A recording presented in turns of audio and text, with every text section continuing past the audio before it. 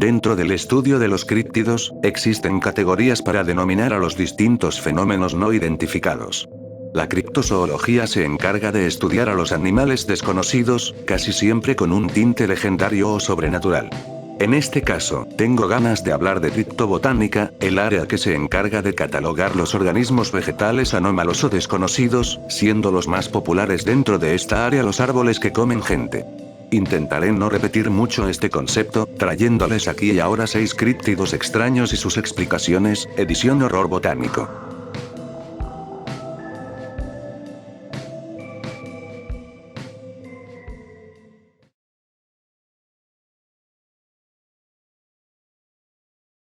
Del mismo modo que un árbol produce frutos, se dice que el cordero vegetal de Tartaría, ubicado en el área general del centro y noroeste de Asia, era una suerte de helecho que producía un fruto en forma de calabaza que, al desarrollarse, generaba ovejas.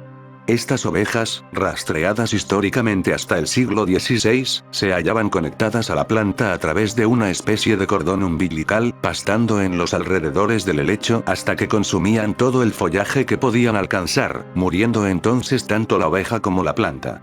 El primero en documentar una investigación sobre la criatura, completamente animal y planta al mismo tiempo, fue Henry Lee en el libro El cordero vegetal de Tartaría en 1887, donde se recogían distintas teorías, entre ellas que la oveja era un fruto de la planta u otra que proponía que el ser estaba inmanentemente conectado a la planta, y de ser separado, moriría.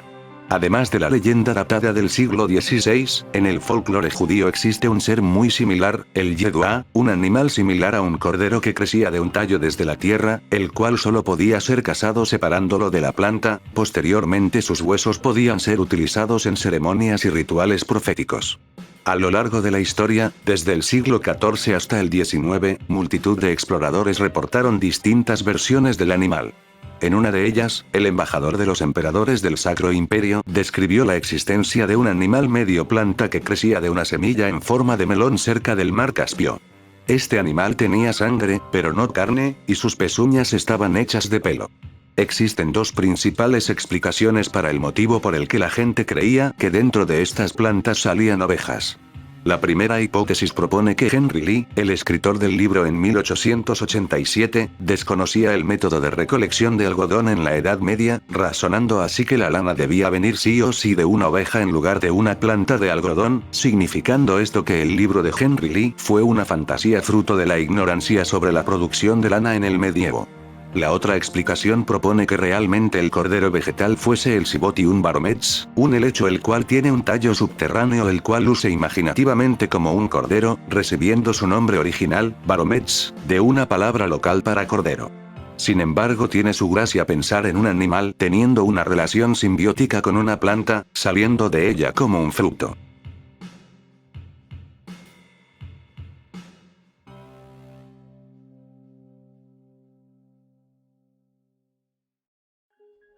Naturalmente, no pueden faltar los misteriosos humanoides arborícolas de ojos brillantes, mucho menos viniendo de un lugar tan particular como lo es Florida.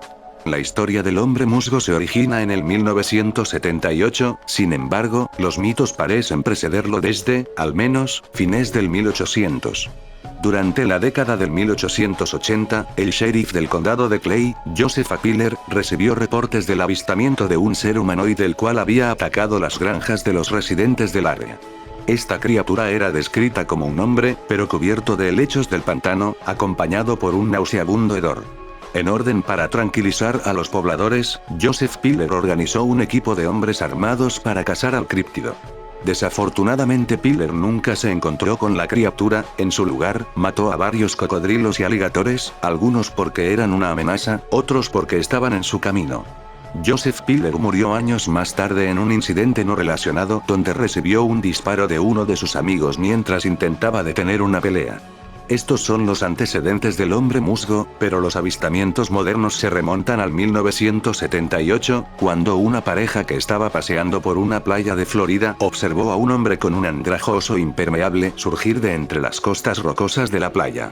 La pareja asumió que esto se trataba de algo normal, era Florida después de todo. Sin embargo, la criatura se dio la vuelta para observar a la pareja, mostrando sus brillantes y profundos ojos rojos.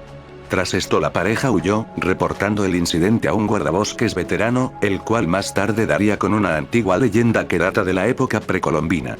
Cuando los españoles llegaron a América en el 1500, uno de ellos abdujo y abusó de una joven nativo americana. El caso es que no fue un solo español, sino miles los que hicieron esto. Entre ellos, uno le arrancó la cabeza al equivalente a una princesa de una de las múltiples tribus, y la colgó de un árbol. La leyenda narra que el cabello de la joven se enraizó al árbol, fusionándose con este, convirtiéndose así en un espíritu del bosque, imbuyendo a toda la vida vegetal con su poder espiritual, el cual sirvió para ahuyentar a los españoles. Como venganza y seguro, una chamana dio vida a una criatura terrorífica utilizando las plantas imbuidas del poder de la difunta, naciendo así lo que hoy conocemos como hombre musgo. La verdad sea dicha, tanto Florida como Virginia tienen una obsesión con los críptidos, encontrándose solo en Virginia aproximadamente 13 críptidos. Es probable que la historia del hombre musgo sea solo una invención para tener una mascota para el condado en cuestión donde fue visto.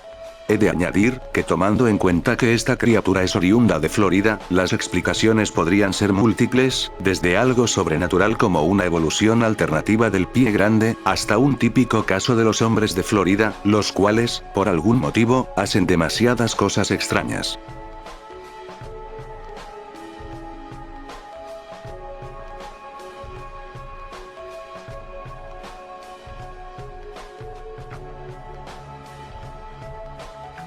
Los árboles oraculares hacen referencia a una serie de criaturas mitológicas que comparten la característica de ser árboles sapientes, capaces de comunicarse con las personas y predecir sucesos históricos. A lo largo y ancho del mundo, en muchísimas culturas hay representaciones de árboles capaces de hablar con las personas, desde los druidas en el folclore inglés y escocés, comunicándose con los robles con fines adivinatorios, las criaturas espirituales en el folclore islámico y árabe, los jinn, e incluso históricamente se ha dicho que Alejandro Magno visitó al árbol indio del sol y la luna, el cual poseía dos caras, una femenina y otra masculina, hablando de día el hombre y de noche la mujer. Los casos más específicos y particulares de árboles oraculares podrían ser el Jinmenyu, un árbol el cual producía cabezas humanas como frutos, las cuales siempre estaban riendo, incluso tras caer del árbol y mientras eran comidas. Los registros más concretos de esta especie de árbol datan del período Edo. En la enciclopedia Leisu japonesa Wakan Sansai Sue, donde los árboles de Jinmenyu eran situados en el sur de Japón, viniendo originalmente de China. Similar al Jinmenyu, existen reportes de otro árbol que producía cabezas humanas como fruto, el Wakwak, del cual se conocen registros que datan desde el 300 a.C. En el caso de estos dos últimos árboles, hay quienes creen que en la actualidad su población ya no existe porque fue consumida y extinguida por los humanos, aunque las explicaciones para este tipo de criaturas circundan la pareidolia, el efecto psicológico de reconocer figuras familiares en objetos inanimados, y la alucinación o delirio místico.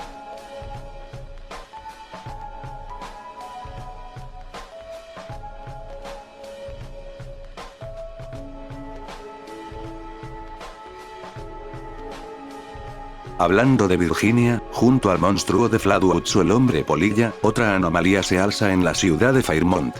Frederick Jennings buscaba algún animal al quedar casa en los bosques de las montañas Apalaches. Cuando se vio sin éxito en su misión, decidió que era hora de partir, cuando escuchó un sonido similar a un parloteo extremadamente agudo y ruidoso viniendo de la profundidad de los bosques. Mientras más se acercaba a la fuente del sonido, podía sentir cómo los zumbidos se intensificaban. Pocos segundos después se halló con una criatura debilitada, casi enfermiza. El ser medía aproximadamente 2 metros 10, su cuerpo humanoide oscilaba entre la carne y la vegetación, siendo medio planta y medio orgánico, con unas enormes orejas y ojos brillantes que cambiaban de color con rapidez. Entre los sonidos incoherentes que Frederick oyó, pudo entender finalmente las palabras de la criatura, escuchando. No debes temerme, deseo comunicarme. Vengo como un amigo. Sabemos quiénes son. Venimos en paz. Necesito asistencia médica urgente. Requiero asistencia. El hombre, planta, monstruo o alienígena no esperó más, y alargó sus apéndices en forma de raíz hacia el cazador. En el área donde debían estar sus manos había 3 largos dedos con forma de espina, los cuales clavó en la carne del cazador. Aunque al principio dolió, cuando el ser comenzó a absorber la sangre de su víctima, el patrón en sus ojos se volvió en un matiz hipnótico que alivió instantáneamente cualquier tipo de dolor. Menos de 2 minutos después, la criatura soltó a Frederick y salió corriendo hacia el otro lado de los montes, desapareciendo en cuestión de segundos, pues cada paso de esta bestia mitad planta cubría aproximadamente 7 metros. Sabemos de este encuentro con la criatura gracias a Gray Barker, un escritor estadounidense y pseudo-investigador de lo oculto, el cual publicó varias investigaciones acerca del monstruo de Flatwoods, el hombre polilla, el fenómeno de los hombres de negro, entre otras obras. Tomando en cuenta la naturaleza del propio escritor, quien llegó a fabricar evidencias falsas para apoyar sus teorías, podríamos considerar que la historia del hombre vegetal de Virginia podría ser una invención.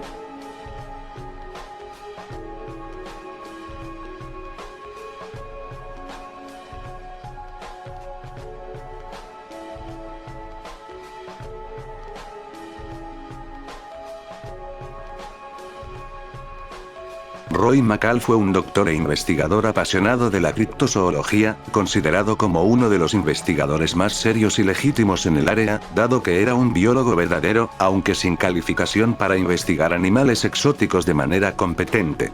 Entre su investigación destacan su interés por el monstruo del lago Ness y el Mokelembeme, un supuesto dinosaurio que señalaría como correcta la teoría creacionista de la Tierra joven. En uno de sus libros, En busca de los animales ocultos, tiene un capítulo dedicado a la criptobotánica, donde señala la existencia de un árbol carnívoro bajo el nombre de Pilimara. La investigación principal de Roy McCall era la de cubrir avistamientos y reportes entre el 1850 y el 1940 sobre plantas carnívoras o anómalas, en este caso, centrándose en las expediciones en busca del árbol come humanos de Madagascar, una búsqueda infructuosa que no resultó en nada productivo. Entre las especies de árboles carnívoros más extraños o creíbles, están los árboles come vacas de Padrame, en el sur de la India. El 18 de octubre de 2007 varios residentes de Padrama, cerca de Kokoda en el bosque de Upinangadi, fueron testigos de cómo un árbol intentaba comerse a una vaca, la cual había sido dejada por su dueño a pastar en los bosques con libertad. Se dijo que la vaca fue levantada del suelo por las ramas del árbol, reaccionando su dueño, Anand Gouda y los testigos, de manera violenta, rompiendo las ramas del árbol para liberar al animal, el cual al librarse huyó hacia la villa más cercana. Aunque la idea de un árbol que come hamburguesas es muy atractiva, a la hora de afrontar la realidad, lo más probable es que la vaca simplemente viese su cola enredada en las ramas. Sin embargo, hay múltiples reportes de árboles que atacan a los animales, recibiendo en este área el nombre de Pilimara, o árboles tigre, los cuales pueden ser pacificados al ser atravesados con cualquier tipo de acero. Pero el Pilimara está lejos de ser el único caso de árbol carnívoro, existen dos más, ampliamente conocidos. El primero se refiere al árbol come hombres de Madagascar, publicándose el 28 de abril del 1874 en el periódico de The New York World un artículo describiendo el descubrimiento de una nueva especie de árbol la cual comía hombres. El artículo incluía una irónica y detallada descripción sobre cómo los miembros de una tribu llamada Mkodo ofrecían sacrificios rituales a árboles. Sin embargo, el artículo en cuestión era una farsa montada por el periódico, la cual se propagó por el mundo, dando esperanza a cientos de criptobotánicos de que un ser así existiese. Al mismo tiempo surgió la leyenda del yatebeo, un árbol suramericano que se decía que comía personas del mismo modo que el árbol de Madagascar. Según los registros, el árbol se encontraba ubicado en la meseta del Tepuy, en un área comprendida sobre Venezuela y Guyana. Tomando en cuenta que este artículo surgió por las mismas fechas que el del árbol de Madagascar, se puede decir casi con seguridad que se trata de otra farsa, la cual llegó más lejos, pues en la cultura popular ha sido referenciado en distintos medios, principalmente los videojuegos, como en Resident Evil Resistance, donde uno de los enemigos lleva el nombre del árbol, yatebeo.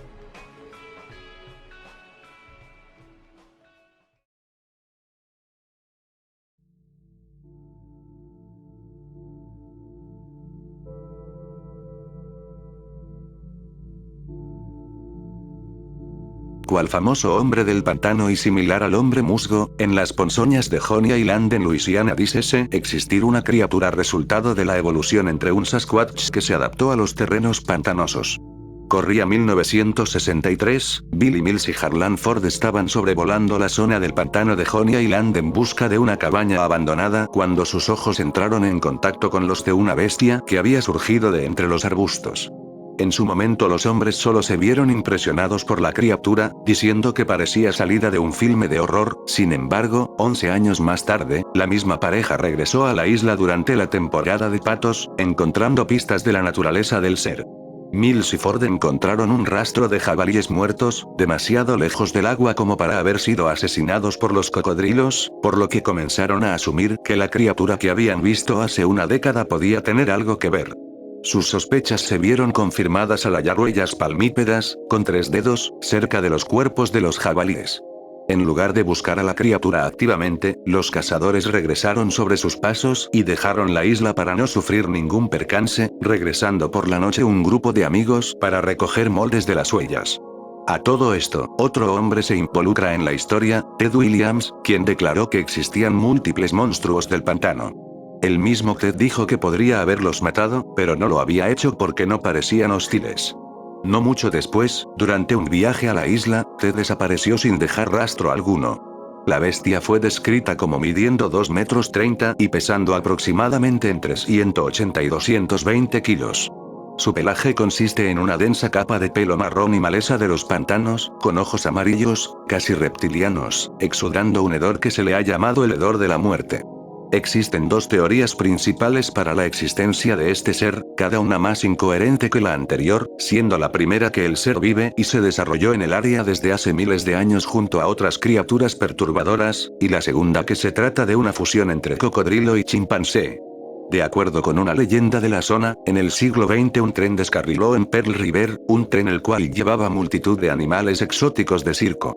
Al descarrilar, los animales quedaron libres en los pantanos de Honey Island, muriendo la mayoría por causas naturales, otros animales predadores, o en el propio. Todos murieron, excepto los chimpancés, los cuales, de algún modo, se las arreglaron para sobrevivir al nuevo páramo, y procedieron a reproducirse con los aligatores. Naturalmente, esta explicación no tiene ningún tipo de lógica a nivel epigenético ni biológico, resultando incluso más lógico que un homínido como el Sasquatch se haya adaptado a los terrenos fangosos de la isla con el pasar de los siglos, adaptando su forma medio animal y medio planta.